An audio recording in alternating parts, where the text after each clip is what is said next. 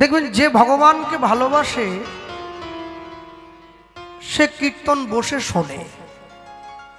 তাহলে কীর্তন শুনবো কেন, কীর্তন করব কেন?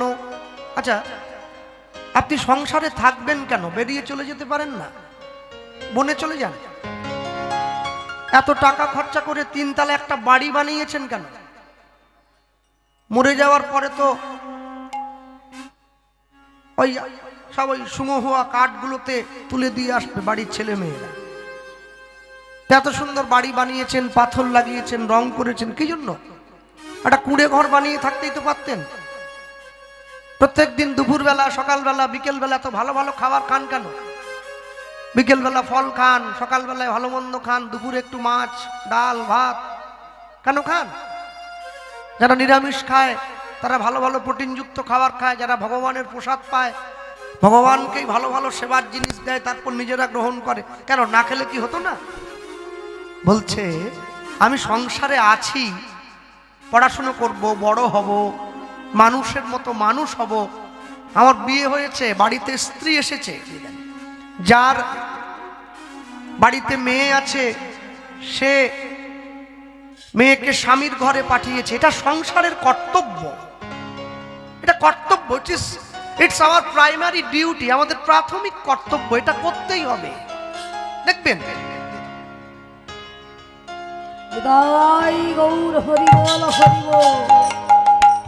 এটা প্রাথমিক কর্তব্য।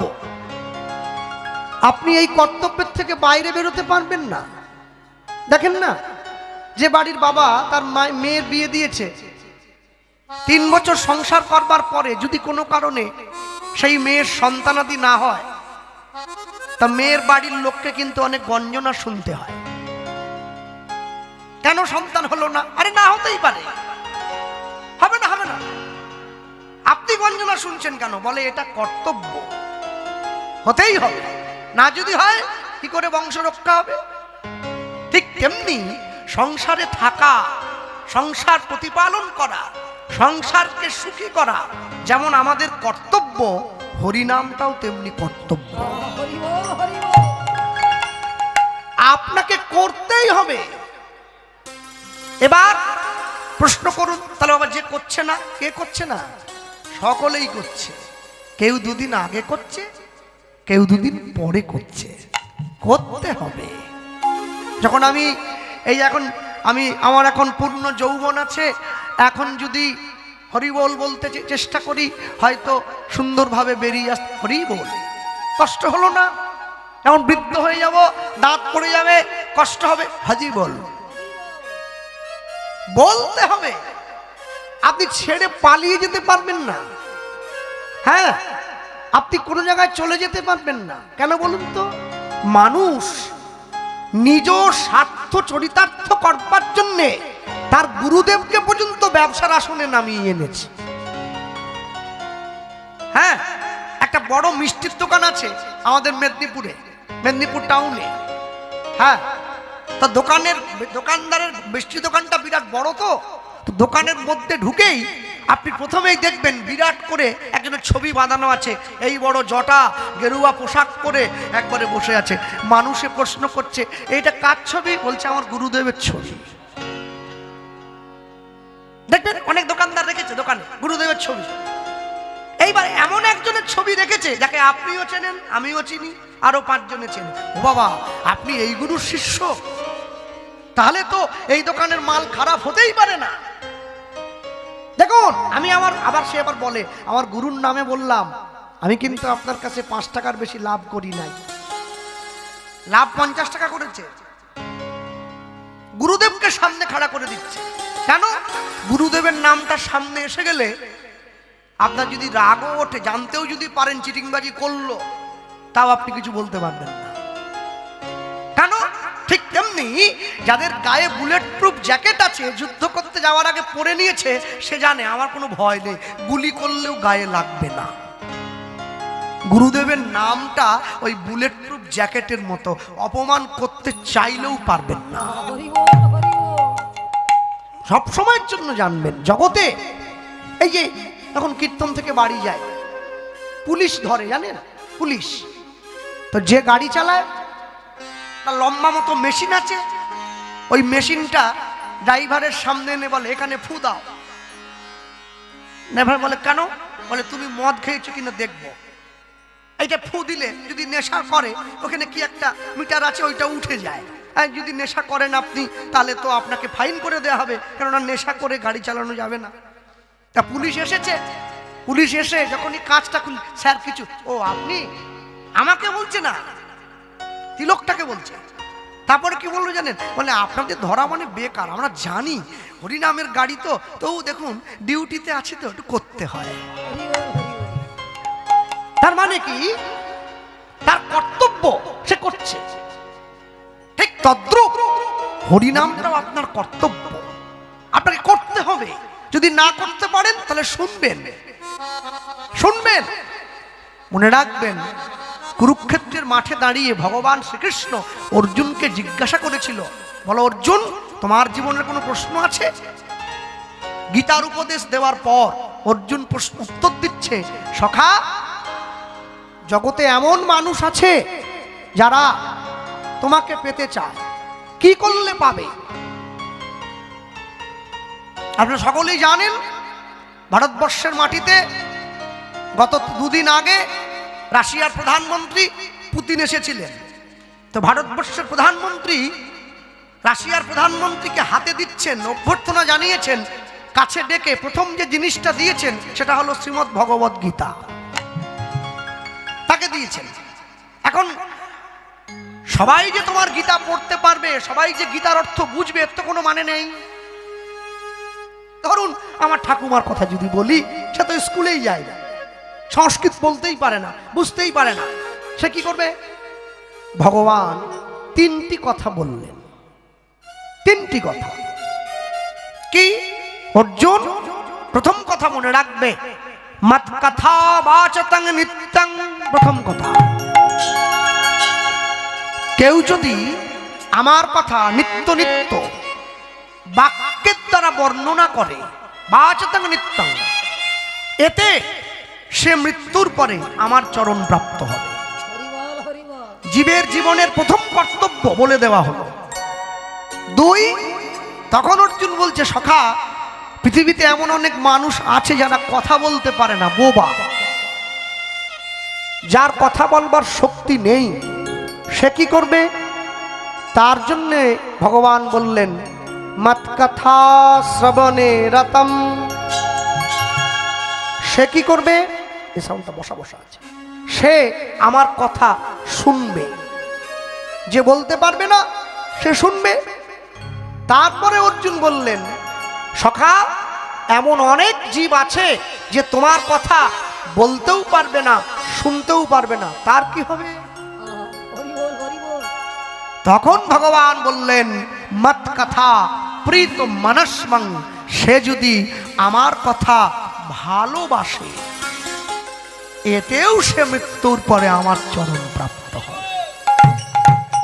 তাহলে শিষ্য গুরুদেবের ছবিটা সামনে টানিয়ে ব্যবসা করছে। গুরুদেবকে গিয়ে লোকে বলছে, গুরুদেব আপনার নাম নিয়ে আপনার শিষ্য লোক ঠকিয়ে বেড়াচ্ছে, একটু গিয়ে দেখুন। গুরুদেব এসে গিয়েছে শিষ্যের দোকানে। হ্যাঁ, শিষ্যকে গিয়ে বলছে, হ্যাঁ রে, তুই যে আমার ছবিটা টানিয়ে ব্যবসা করছিস, তোর ব্যবসার মধ্যে সততা আছে তো? শিষ্য বলছে, গুরুদেব ওইটা সৎ পথ আমি বুঝি না, আমার মূল উদ্দেশ্য হলো ব্যবসা করে মুনাফা অর্জন করা। বলছে, আপনি তো আমার গুরুদেব, আমি চাইলে যদি দেখি যে ব্যবসায় লস হচ্ছে, বাবা মায়ের ছবি পর্যন্ত সামনে দিয়ে ব্যবসা করে নেব। আর আপনি তো আমার গুরুদেব। হ্যাঁ, আর এই যে আপনি আমার দোকানে এসেছেন, গুরুদেব তো চমকে উঠেছে, আমি কেমন শিষ্য করেছি যে কিনা আমার নাম নিয়ে পর্যন্ত ব্যবসা করছে। আহা হা। হ্যাঁ, দেখেন না, আমরা যারা কীর্তন শিখি, আমাদের সবসময় ইচ্ছে হয় একজন বড় কোনো কীর্তনীয়ার কাছে গিয়ে গান শিখবো। দুদিন তিন দিন একটু শিখে নিলাম, দুদিন তিন দিন ক্লাস করলাম, এরপরে ওই কীর্তনীয়ার নামটা কার্ডে লিখে দিয়ে, অমুক বাবুর শিষ্য। হ্যাঁ, তার মতো গাইতে পারছি না, তার এক শিখিও হচ্ছে না, তবু লিখেছি। কেন? ওই নামটা থাকলে যদি দুটো বায়না বেশি আসে, এটাই হচ্ছে কর্তব্য। কলিযুগের মানুষ নিত্য নিত্য জীবনের শুরু থেকে শেষ পর্যন্ত, সকাল থেকে সন্ধে পর্যন্ত, সকাল মানে আমি জন্ম থেকে বলছি, জন্ম থেকে মৃত্যু পর্যন্ত নিজ নিজ কর্তব্য করবার জন্য ছুটে যায়। এই কর্তব্য করবার জন্য যে মাঠ, যে সংসার ভূমি, একেই কুরুক্ষেত্রের মাঠ বলে বলা হয়। এখানে বাবার প্রতি ছেলের কর্তব্য, ছেলের প্রতি মায়ের কর্তব্য, মায়ের প্রতি সন্তানের কর্তব্য, স্বামীর প্রতি স্ত্রীর কর্তব্য, এটাই তো কুরুক্ষেত্রের যুদ্ধ।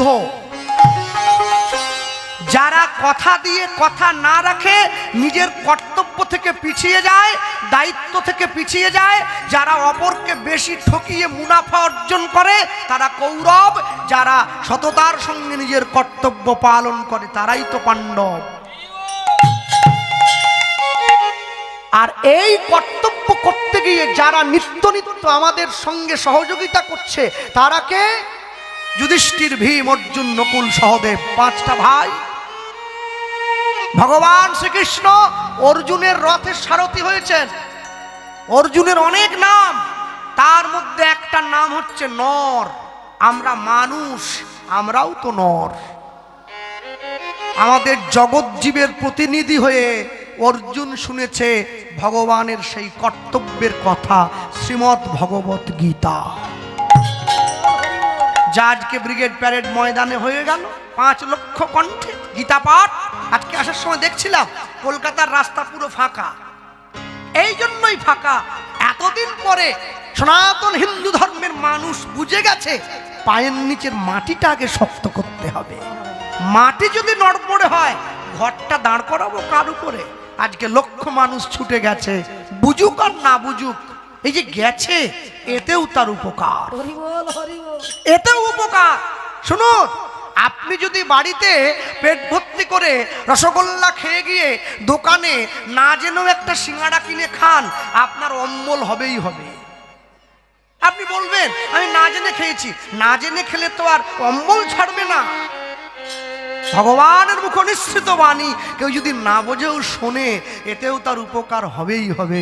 আপনি জেনে শুনুন আর না জেনে শুনুন, উপকার আপনি পাবেনই পাবেন। তবে ডাক্তারের কাছে গিয়ে বসলে হবে না, ডাক্তারের নিয়মটাও জেনে নিতে হবে। নিয়ম কি? এইখানে মহাজন লিখছেন, কত সুন্দর করে লিখেছেন দেখুন। ওগো যে গৌরাঙ্গে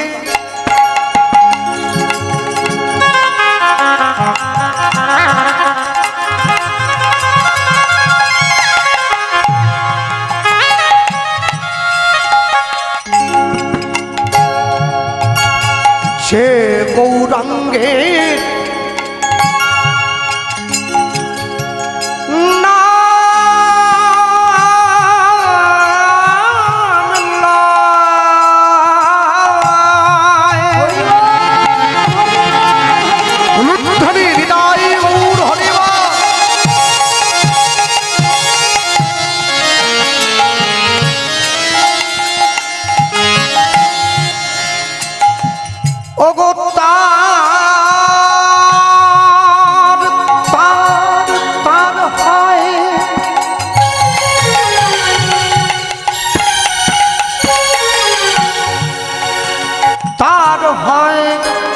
কৃষ্ণ প্রেমোদয়, যে গৌরাঙ্গে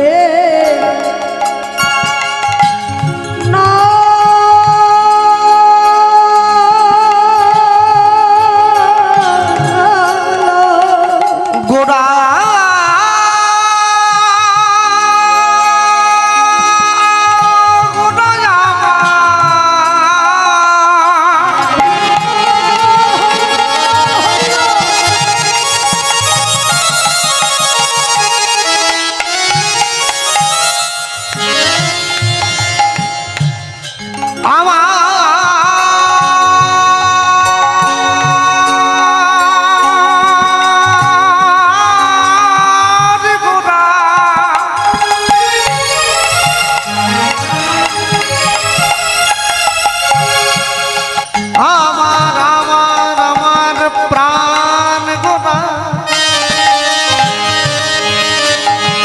রয়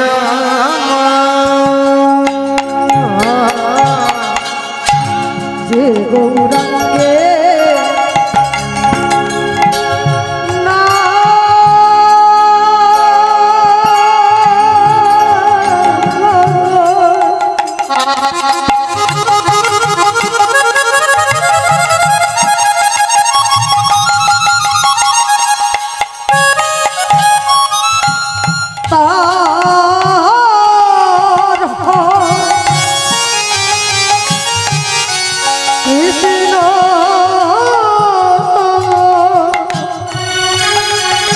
কৃষ্ণ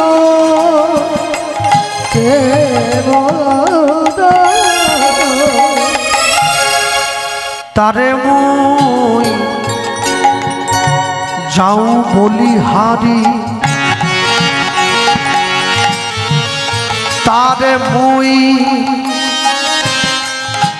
যাও বলি হারি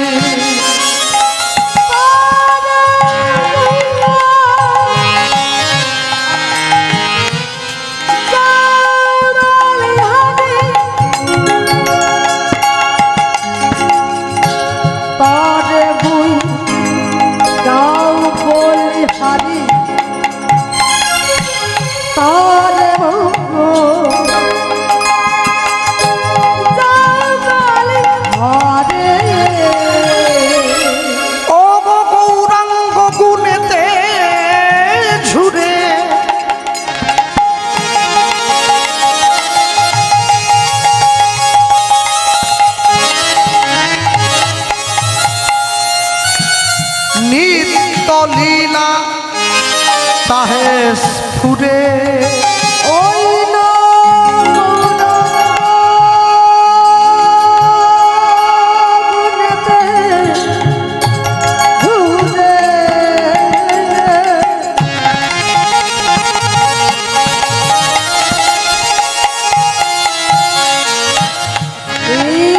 লীলা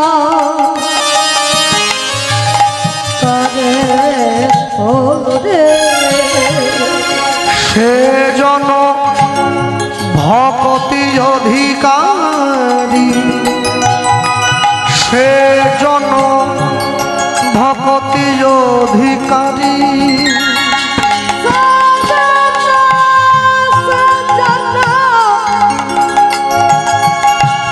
ভকতি অধিকারী সে জন ভকতি অধিকারী আমার গবুর জানলে সব জানা হলো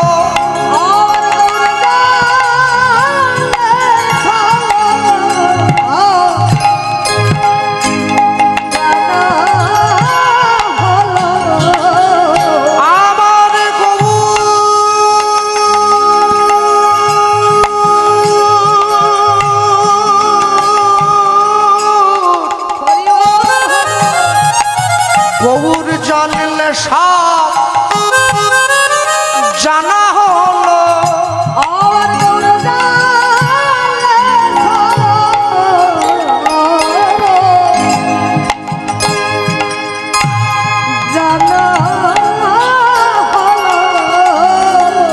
ওগো শাস্ত্র জানলে যা না হলো আমার গবুর জানলে তা জানা হলো ওই না শাস্ত্র জানলে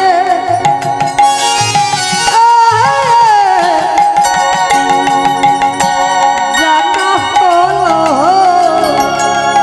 আমার জানলে জানা হলো বলি গবুর চরণ ধরে মন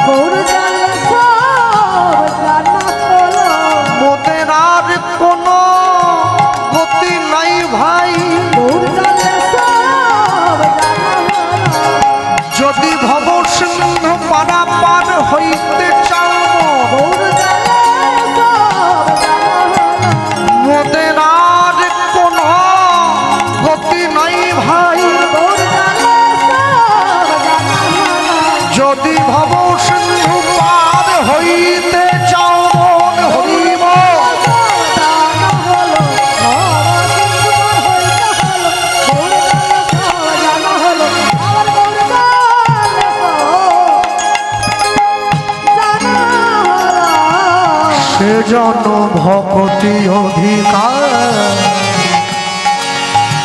সে জন ভক্তি অধিকারী।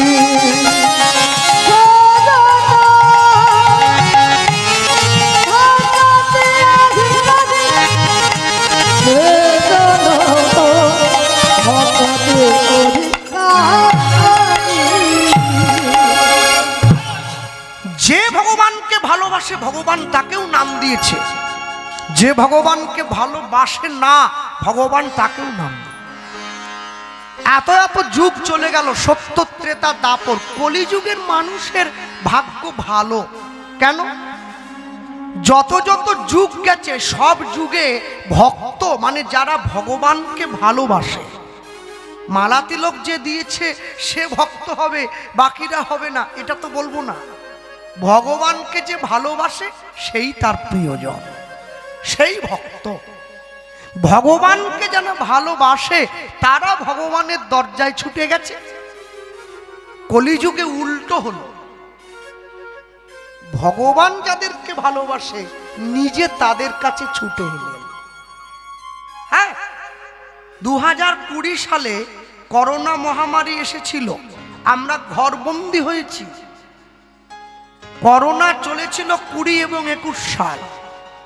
22 সালের পর 22 সালের মাঝামাঝি সময় সরকারের ওপর মহলের মানুষ চিন্তা করেছিল এতদিন পর্যন্ত মানুষ নিজের দরকার মেটাবার জন্য সরকারের কাছে এসেছে, যেহেতু মানুষ বিপদে পড়েছে আজকে থেকে মানুষ আর সরকারের কাছে আসবে না, সরকার মানুষের কাছে যাবে। বাজারে একটা প্রকল্প এসেছিল যার নাম দুয়ারে সরকার, একবারে বাড়ি চলে এসছে। হ্যাঁ, মানুষের ঘরে চলে গিয়েছে, কার কোনটা দরকার কখন দরকার বাড়ি বাড়ি চলে যাচ্ছে। আজ থেকে 540 বছর আগে দুয়ারে ভগবান হরিবল হরিবল আমাদের জন্য নাম গাইছেন মহাপ্রভু। এর থেকে বড় ভাগ্য কলিযুগের জীবের আর কিছু হবে বলে আমার মনে হয়। নিতাই গৌর হরিবল হরিবল। এই যে মায়েরা এই যে কমিটির বাবুরা লিখে রেখেছে হরিনামের বাসরে একটা ছোট্ট বোর্ড দিয়ে ধূমপান নিষেধ। আগামী বছর থেকে এর সঙ্গে আরো একটা কথা যোগ করবেন, সেই লেখাটা ওই প্যান্ডেলের প্রথম খুঁটিতে একবারে টানিয়ে দেবেন, জুতো পরে হরিনামের আসনে আসা নিষেধ। হ্যাঁ, যে হরিনামের আসনে সাধুগুরু বৈষ্ণব বসে আছে, আমার বাবার থেকে বয়সে বড় ব্যক্তি বসে আছে, আমি জুতো পরে সেখানে উঠে আসতে পারি না। বাড়িতে আমার শোয়ার ঘর যেটা, সে ঘরে কি জুতো পরে চলে যায়? খালি পায়ে যায়। ঠিক তেমনি শোয়ার ঘরটা যেমন পরিষ্কার রাখতে হয়, হরিনামের আসনটাও পরিষ্কার রাখতে হয়। জুতোটা খুলে হাতে নিয়ে উঠে আসতে হয়। ওই যে বললাম এটা কর্তব্য, এটা এর মধ্যেই পড়ে। যদি আপনি না করেন কি হবে? লাভ কিছু হবে না, ক্ষতি হবে। হ্যাঁ, একজনে আমাকে বলছে, কৃষ্ণবাবু আপনি কীর্তন করতে এসছেন, আমার বাড়িতে আপনার বাসা হয়েছে, থাকার জায়গা, হ্যাঁ দেখবেন আমাদের যত্নে কোনো ত্রুটি হচ্ছে না তো? না না, খুব সুন্দর। এত ভালো কি সব জায়গায় দেয়? আপনি অনেক ভালো ব্যবস্থা, কিন্তু আমার একটা কথা আছে আপনার সঙ্গে, আসরে যাওয়ার আগে বলবো না পরে? আমি বললাম আগে বলে দেন, কেন পরে হলে আমার আবার টেনশন হয়ে যায়, মন ফ্রি না হলে গান গাইতে। আগে বলুন, যদি ভয়ের কোনো কথা হয় সেটা এড়িয়ে চলে যাব। বলছে জানেন আমি না ভগবান খুব একটা মানি না। আমি বললাম তাহলে ভগবান মানেন না, অথচ গ্রামে যে ভগবান মানে যাদের ভগবানকে নিয়ে সব, তাকে থাকার ঘর দিলেন। বলে ওটা গিন্নির জোড়াজুড়ি, ইচ্ছে নেই। কমিটিকে বলি লাগে 500 গায়ে 1000 নে, আমার বাড়িতে দল তুলিস নি। আমি বললাম কেন মানেন না কেন? বলেন না ভগবান কি খেতে দেবে? খাটি তবে দুটো খাই। ভগবান কি ঘুম পাড়াবে?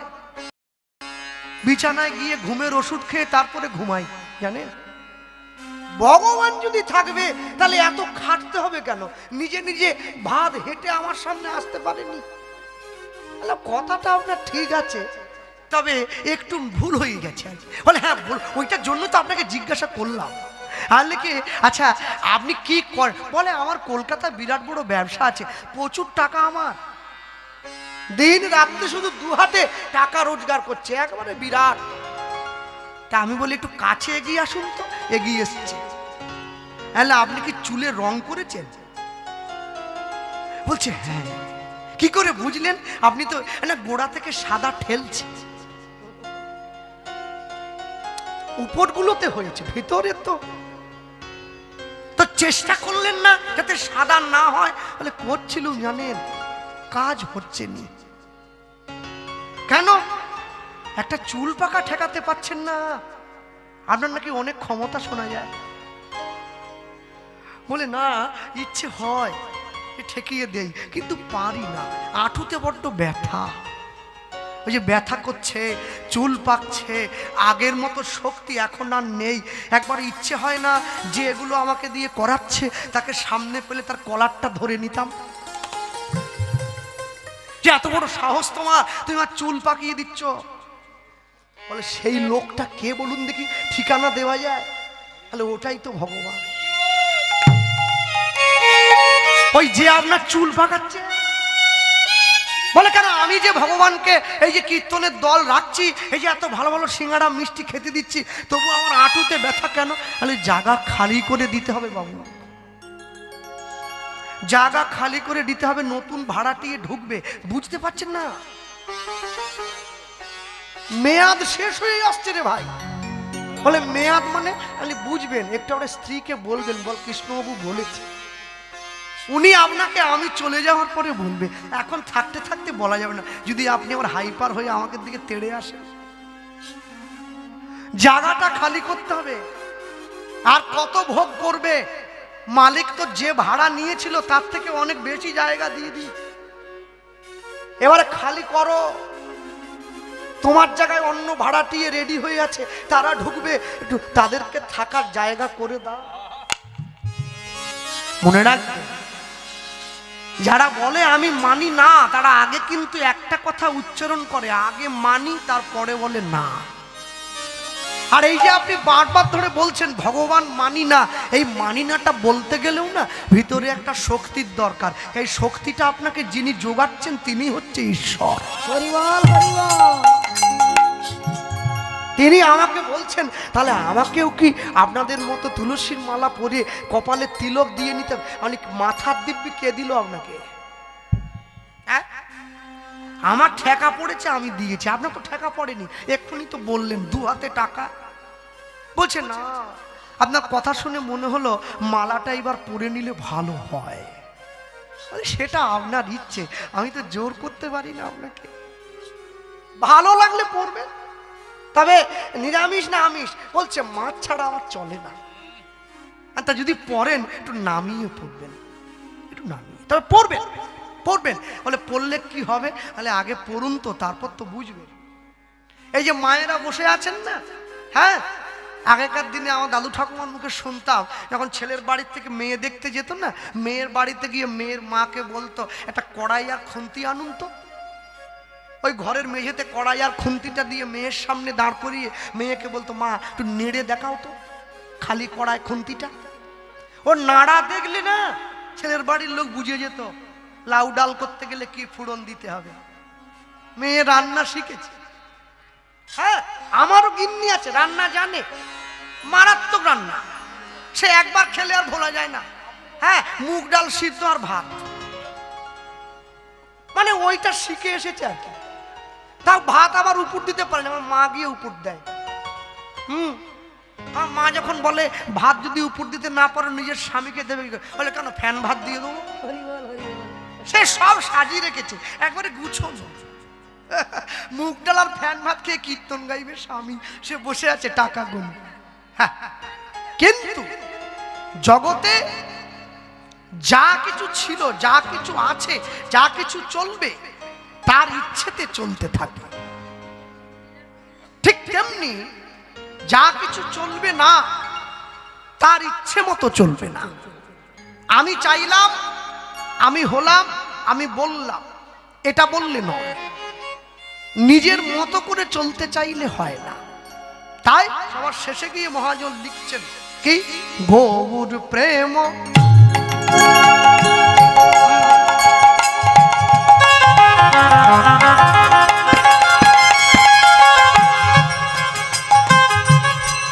গৌর প্রেম রসার নবে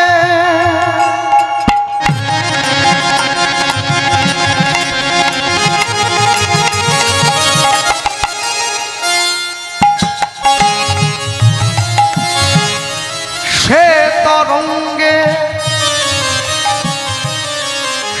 তরঙ্গে যেবা ডুবে গৌর প্রেম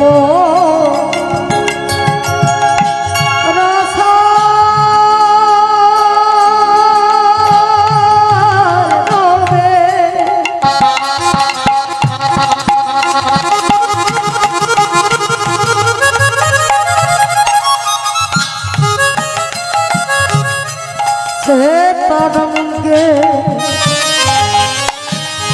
যেবা ডুবে সে রাধা মাধব অন্তরঙ্গ, সে রাধা মাধব অন্তরঙ্গ,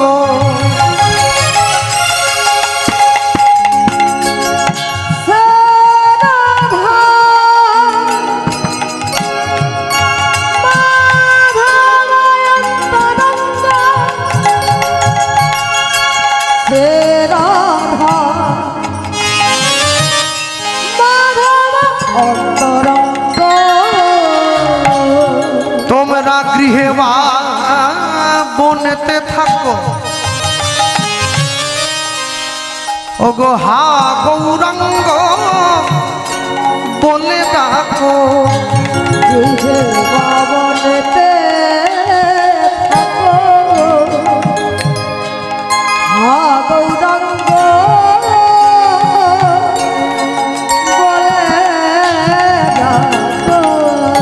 তোমরা গৃহে পাবনেতে থাকো,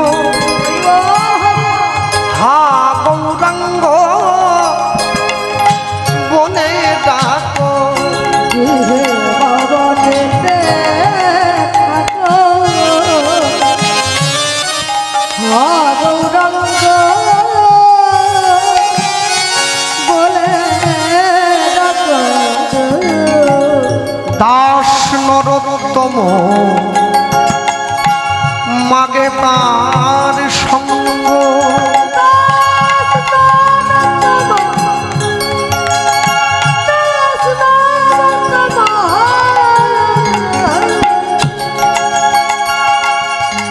মগে তার সঙ্গ আমি এক মুখে বলতে নারী,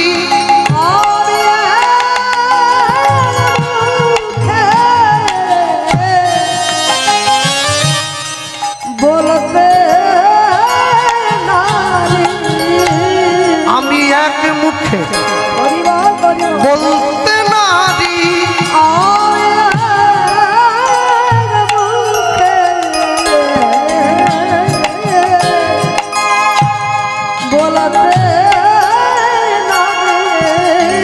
আমার গৌর গোবিন্দে লীলা মাধুরী,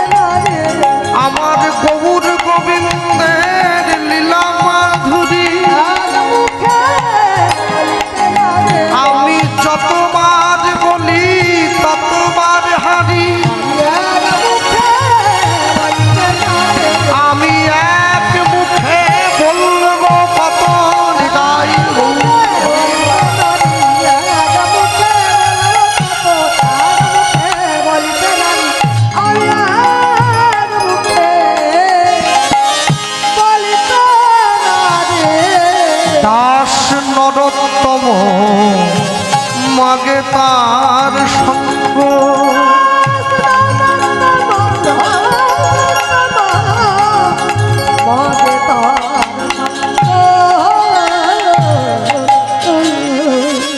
গৌর প্রেম রসার নবে যে বা ডুবে সে তরঙ্গে, সে রাধা মাধব অন্তরঙ্গ।